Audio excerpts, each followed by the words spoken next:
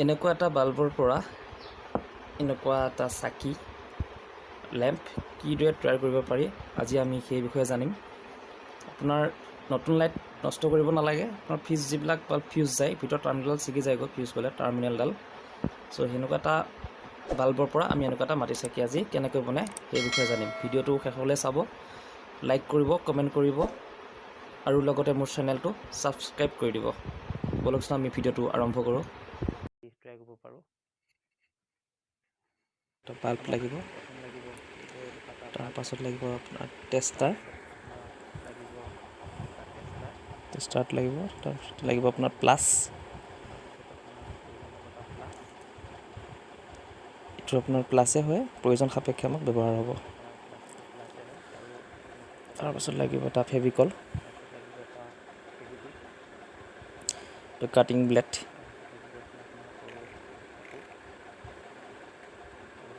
তাৰপাছত লাগিব আপোনাৰ ৱাটাৰ বটল। বটলটো গোটেইটো নালাগে, আপোনাৰ তলৰ ফালৰ পৰা অলপ কাটি ল'ব লাগিব ৰাউণ্ডকৈ। তাৰপিছত লাগিব আপোনাৰ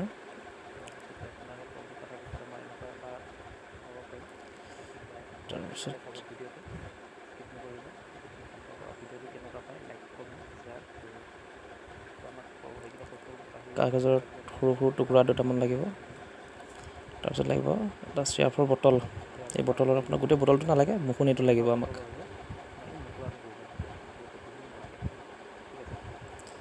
আপোনাৰ চাইকেলত যিটো লাইট থাকে, টিউবত লাগি থাকে যে কানেকশ্যনটো, সেই কানেকশ্যনটো লাগিব।